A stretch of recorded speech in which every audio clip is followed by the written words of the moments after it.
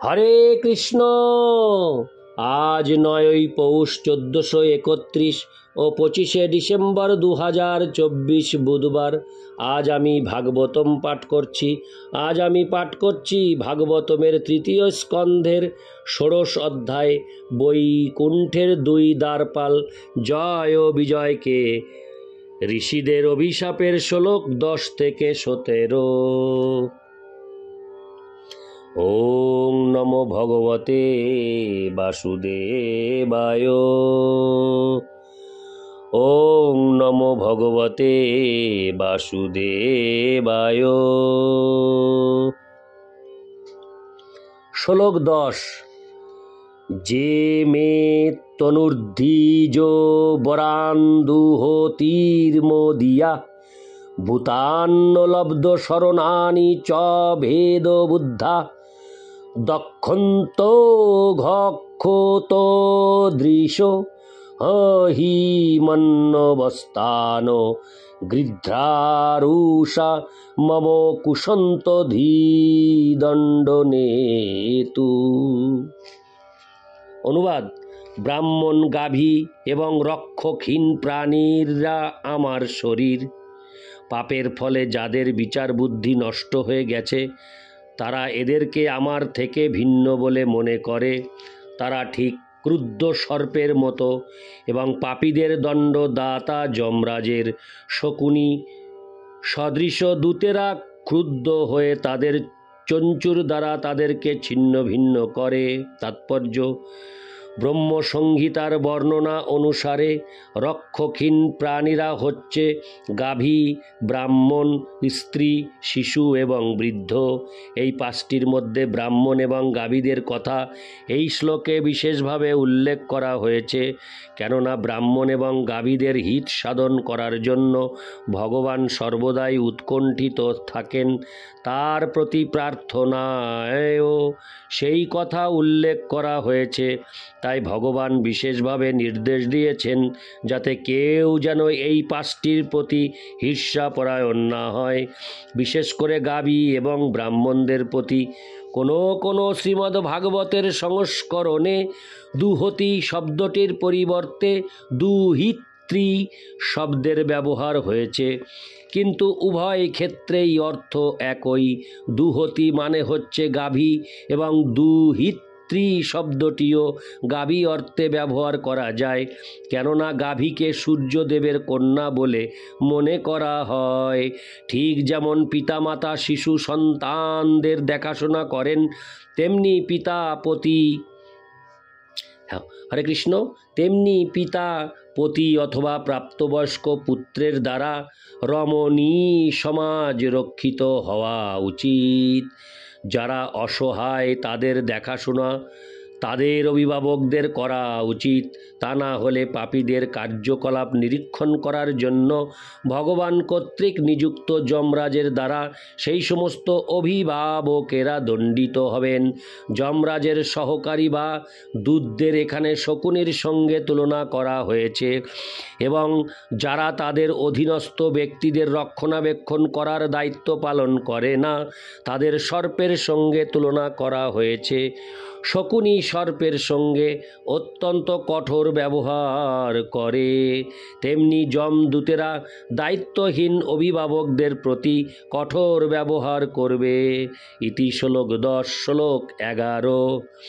যে ব্রাহ্মণান্নৈ ধিয়া ক্ষিপত হর্চয়ন্তস্তুষ্যধৃদ স্মিত সুদক্ষিত পদ্মবক্ত্রা বন্যানুরাগ কলয়াত্মজবোদ গৃণন্ত সম্বোধয়ন্ত হমিবাহমু পারিতস্তয়ী।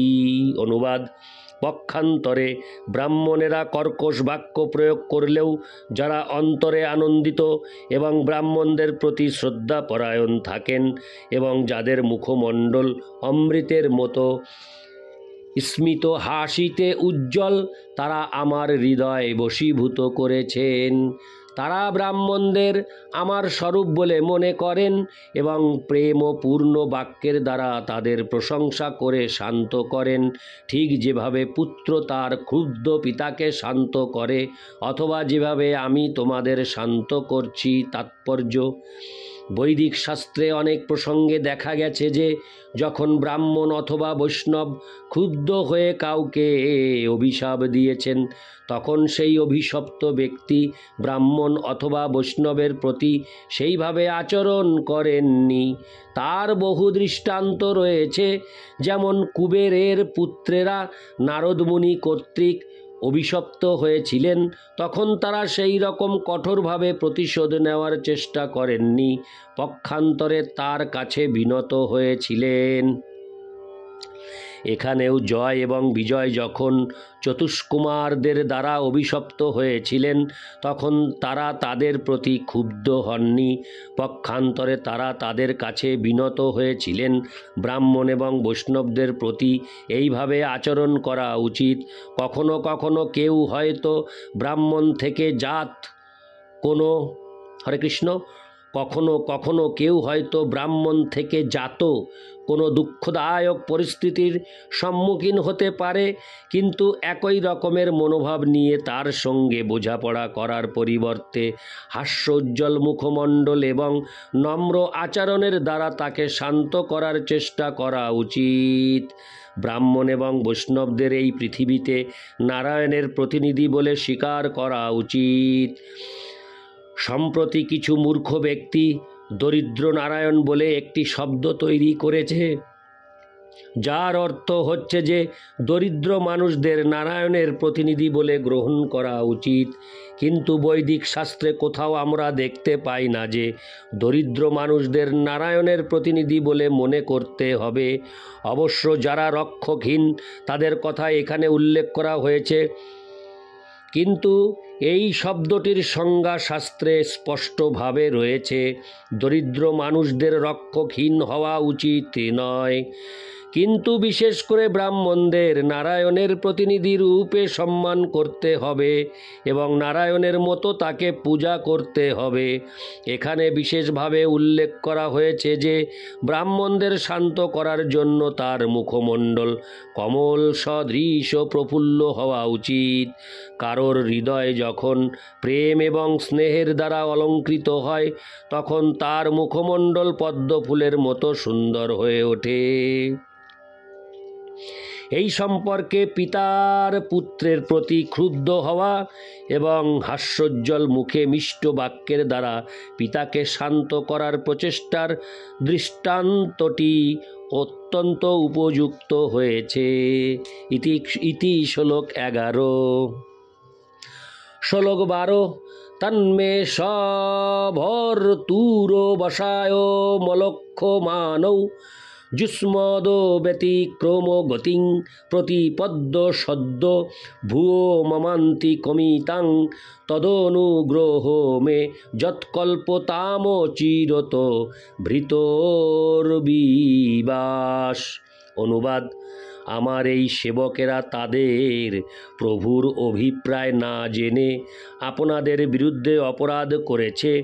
তাই যদি আপনারা এই আদেশ দেন যে তারা যেন তাদের অপরাধের ফল ভোগ করে শীঘ্রই আমার কাছে ফিরে আসে এবং আমার ধাম থেকে তাদের নির্বাসনের কাল অচিরে অতিবাহিত হয়, তাহলে তা আমার প্রতি আপনাদের অনুগ্রহ বলে আমি মনে করব। তাৎপর্য: এই উক্তিটি থেকে আমরা বুঝতে পারি যে ভগবান তার ভৃত্যকে বৈকুণ্ঠে ফিরে পাওয়ার জন্য কত উৎকণ্ঠিত থাকেন। এই ঘটনাটি তাই প্রমাণ করে যে যারা একবার বৈকুণ্ঠে প্রবেশ করেন তাদের আর অধঃপতন হতে পারে না। জয় এবং বিজয়ের প্রসঙ্গটি অধঃপতন নয়, তা একটি দুর্ঘটনা। ভগবান যত শীঘ্রই সম্ভব তার ভক্তদের বৈকুণ্ঠ লোকে ফিরে পাওয়ার জন্য সর্বদাই উৎকণ্ঠিত থাকেন। এখানে বুঝতে হবে যে ভগবান এবং তার ভক্তের মধ্যে কখনো কোনো রকম ভুল বুঝাবুঝির সম্ভাবনা থাকে না।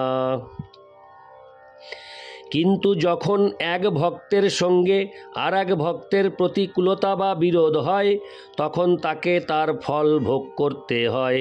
যদিও সেই দণ্ড ভোগের কাল ক্ষণস্থায়ী, ভগবান তার ভক্তদের প্রতি এতই কৃপাময় যে তিনি নিজেই তার দ্বার রক্ষকদের সমস্ত অপরাধের দায়িত্বভার গ্রহণ করেছিলেন এবং ঋষিদের কাছে অনুরোধ করেছিলেন যত শীঘ্রই সম্ভব বৈকুণ্ঠ লোকে ফিরে আসার জন্য তারা যেন তাদের সুযোগ দেন। ইতি শ্লোক 12। শ্লোক 13। ব্রহ্মবাচ অথ তস্য সতীং দেবীম ঋষিকুল্যাং সরস্বতীম নাস্যাদ্য মন্যুদষ্টানাং তেষামাত্তাপতৃপ্যত। অনুবাদ: ব্রহ্মা বলতে লাগলেন, ঋষিগণ যদিও ক্রোধরূপ সর্পের দ্বারা দংশিত হয়েছিলেন তবুও বৈদিক মন্ত্রের প্রবাহের মতো ভগবানের মধুরোজ্জ্বল বাক্য শ্রবণ করে তারা তৃপ্ত হতে পারেননি। ইতি শ্লোক 13। শ্লোক 14। সতীং বেদায় শৃণ্বন্তো লঙ্ঘিং গুর্বর্থ গহীরম বিগাহাগাধো গম্ভীরং ন বিদুস্তচিকীর্ষিতম। অনুবাদ: ঋষিগণ কর্ণ প্রসারণ করে মনোনিবেশ সহকারে ভগবানের অপূর্ব বাণী শ্রবণ করা সত্ত্বেও মহত্ত্বপূর্ণ অভিপ্রায় এবং গভীর বৈশিষ্ট্য সমন্বিত সেই বাণীর মর্ম হৃদয়ঙ্গম করা তাদের কাছে কঠিন হয়েছিল। তারা বুঝতে পারেননি ভগবান কি করতে চেয়েছিলেন। তাৎপর্য: এইটি বোঝা উচিত যে কথা বলার ক্ষেত্রে কেউই ভগবানকে অতিক্রম করতে পারে না। পরমেশ্বর ভগবান এবং তার বাণীর মধ্যে কোনো পার্থক্য নেই, কেননা তিনি পরম স্তরে অধিষ্ঠিত। ঋষিরা কান খুলে ভগবানের শ্রীমুখের বাণী হৃদয়ঙ্গম করার চেষ্টা করেছিলেন এবং যদিও ভগবানের বাণী ছিল সংক্ষিপ্ত ও অর্থপূর্ণ তবুও তিনি কি বলছিলেন ঋষিগণ তা পূর্ণরূপে হৃদয়ঙ্গম করতে পারেননি। এমনকি ভগবানের বাণীর উদ্দেশ্য এবং তিনি কি করতে চেয়েছিলেন তাও তারা বুঝতে পারেননি। তাছাড়া ভগবান তাদের প্রতি ক্ষুব্ধ হয়েছিলেন নাকি প্রসন্ন হয়েছিলেন তাও তারা বুঝতে পারেননি। ইতি শ্লোক 14। শ্লোক 15।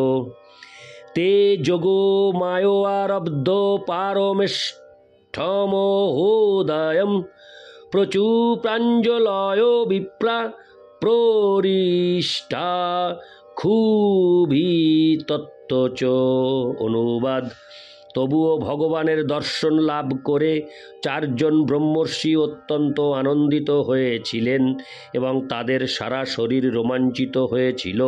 তখন যিনি তার অন্তরঙ্গা শক্তি যোগমায়ার দ্বারা তার কীর্তিমালা তাদের কাছে প্রকাশ করেছিলেন সেই পরমেশ্বর ভগবানের উদ্দেশ্যে তারা কৃতাঞ্জলি পুটে এই কথাগুলি বলেছিলেন। তাৎপর্য: ঋষিগণ প্রথমে পরমেশ্বর ভগবানের সম্মুখে তাদের মনের কথা বলতে গিয়ে কিংকর্তব্য বিমূঢ় হয়েছিলেন এবং আনন্দের আতিশয্যে তাদের সারা শরীর রোমাঞ্চিত হয়েছিল। জড়জগতের সর্বশ্রেষ্ঠ ঐশ্বর্যকে বলা হয় পারমেষ্ট বা ব্রহ্মার বৈভব। কিন্তু জড় জগতের সর্বোচ্চ লোকে বাস করেন যে ব্রহ্মা, তার ঐশ্বর্যও পরমেশ্বর ভগবানের ঐশ্বর্যের সঙ্গে তুলনা করা যায় না, কেননা চিৎ জগতের অপ্রাকৃত ঐশ্বর্য যোগমায়ার সৃষ্ট আর জড়জগতের ঐশ্বর্য মহামায়ার সৃষ্ট। ইতি শ্লোক 15। শ্লোক 16। ঋষয় উচু ন বয়ং ভগবন বিঘ্নস্তব দেব চিকীর্ষিতম কৃতমেহনুগ্রহশ্চেতি যদধ্যক্ষ প্রভাসসে। অনুবাদ: ঋষিগণ বললেন, হে পরমেশ্বর ভগবান, আপনার অভিপ্রায় বুঝতে আমরা অক্ষম। কেননা যদিও আপনি সকলের পরম অধীশ্বর, তবুও আপনি অনুগ্রহ করে আমাদের এই কথাগুলি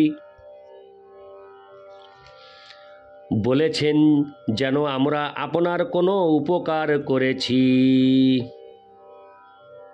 তাৎপর্য: ঋষিগণ বুঝতে পেরেছিলেন যে যিনি সকলের ঊর্ধ্বে সেই পরমেশ্বর ভগবান এমনভাবে কথা বলেছিলেন, হরে কৃষ্ণ, এমনভাবে কথা বলছিলেন যেন তিনি কোনো অনুচিত কার্য করেছেন। তাই তাদের পক্ষে ভগবানের বাণীর অর্থ হৃদয়ঙ্গম করা কঠিন হয়েছিল। কিন্তু তারা বুঝতে পেরেছিলেন যে তাদের প্রতি তার কৃপাপূর্ণ অনুগ্রহ প্রদর্শন করার জন্যই ভগবান এই প্রকার বিনম্রভাবে কথা বলছেন। ইতি শ্লোক 16, শ্লোক 17। ব্রহ্মণস্য পরং দৈবং ব্রাহ্মণা কিল তে প্রভো বিপ্রাণাং দেবানাং ভগবানাত্মদৈবতম।